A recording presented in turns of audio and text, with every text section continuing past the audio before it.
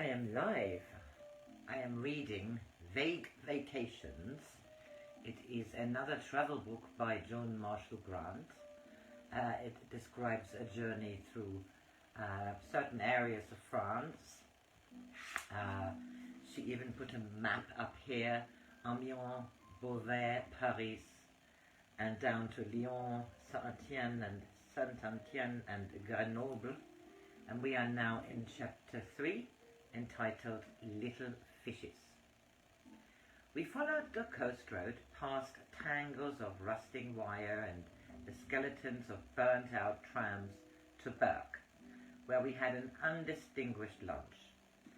At Nampoint, Saint-Martin, we joined Route Nationale, the number 1. Long stretches of it had been repaired, but in places the going was bad. This was published in 1947, by the way. The devastation, particularly Abbeville, Poix, and Beauvais, whose roofless cathedral arched empty windows, was worse even than we expected. Not only had a proportion of every centre of population become featureless, but the few isolated farms and cottages which remained habitable were pockmarked with bullets. In Paris, we were to stay with English friends, but except that their address was in the 16th arrondissement, we had no idea how to find it. The only map we had been able to get in London was for the whole of France, on a small scale. We entered the city by St. Denis and found ourselves in a swarm of bicycles which seemed to have no regard for safety. I was driving too cautiously, which added to the hazards, since we were liable to be run into from the back. So Charles took over while I tried to get a southwesterly course, which I hoped would take us into familiar territory.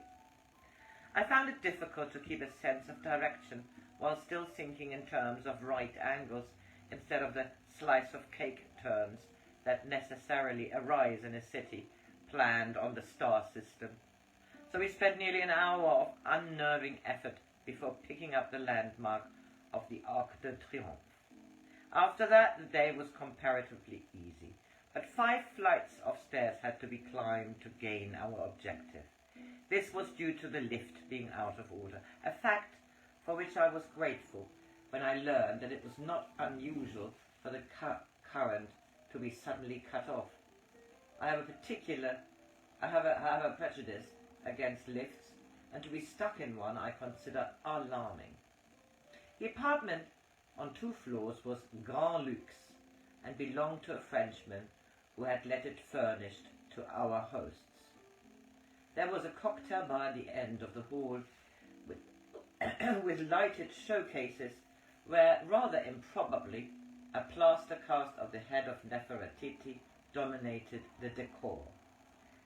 A library of rare bindings and a quantity of curved doors so that one could approach each room from several directions in the manner of the traditional French farce. Our bedroom had a large domed alcove, empire furniture, a sorrowful crucifix over the bed, and a marble bathroom with a gas geyser, for constant hot water is almost non-existent except in some hotels.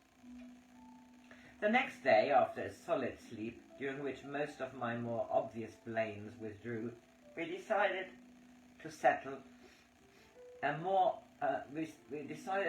a gastronomic argument which had occurred on the previous evening when we had been regaled with pâté de foie gras. Do the bits of truffle contribute anything, or are they no more than a culinary snobism? Charles maintained that truffles had texture but no taste, and described them as shreds of black linoleum masquerading above their station. I was inclined to agree with him, but affirmed that truffles must have some special virtue, or else there would be no truffle pigs. He asked me if I had ever eaten a whole truffle, but I gave him an Irish answer. Have you ever met a truffle pig? I enlarged on the theme of truffle pigs.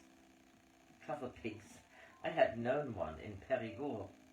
She lived in a green-painted sty, wore a collar, was a pig as remote from common pigs as is a greyhound from an overfed spaniel. With eager snuffles she had trotted beside her master to the truffle woods, and, being an animal of rare sagacity, refused to continue hunting unless allowed to eat one in every 10 of the treasures she unburied. Charles remained sceptical and appeared to doubt the reality of my truffle pig, which was slightly unjust. We finally decided to go to the Rôtisserie Pergoudine, where truffes sont la centre are a speciality not, I think, to be found anywhere else in Paris. If truffles had tastes, Charles was to pay for lunch. If not, the bill would go to me. The waiter was delighted to hear of the bet, and watched with close attention when, after suitable preliminaries, the moment arrived for us to open the pastry, which envelopes the truffle, in a entirety the size of a small billiard ball. Personally, I consider this crust to be the best part of the dish, for it has absorbed the perfume, but the thing itself has an honoured place in the memories of happy greed. So Charles paid for the lunch, some 3,000 francs, which, with exchange at 475 francs to the pound, dismayed us a little. At that time we had not become hardened to the contrast between the pre-war and post-war value of the franc, or to the high cost of wine and food. We had parked the car outside the restaurant in the Place de Saint-Michel, and left it there while we leaned on the warm parapet nearly opposite Notre Dame. Below us, on the quay, 6 fishermen were watching their floats. "Have you ever met anyone who has seen them catch a fish?" I asked. "No, I don't think they ever do. It must be a form of contemplation. The rod is only a catalyst, like sand or ink, or entrails to a diviner." So convenient for their wives. They probably bring them here in the morning and fetch them back in time for dinner, or when it starts to rain. An old man with arrogant whiskers joined us, and we started a conversation by passing a cigarette case. He was a habitué of the quay, and regretfully agreed that the fishing was unlikely to be productive. But they caught a fish of 1.5 kilos 3 months ago, and it was announced in all the papers. He sighed, but it was not here, 2 bridges lower down. I looked suitably distressed at this dauphin of the home team. Suddenly I found myself thinking of Petrol. Unlikely adventures were his speciality. Surely he might do something for fishermen. Perhaps it was only coincidence. The ripple must have been right, some entirely commonplace combination of circumstances. But I saw an old man, startled from somnolence to his rod bent like a taut bow. He struck and reeled in a fish. It was not much larger than a sardine, but his fellow anglers looked at him with respect. Within 5 minutes he caught another. The next man moved along the bench towards him. He too caught a fish.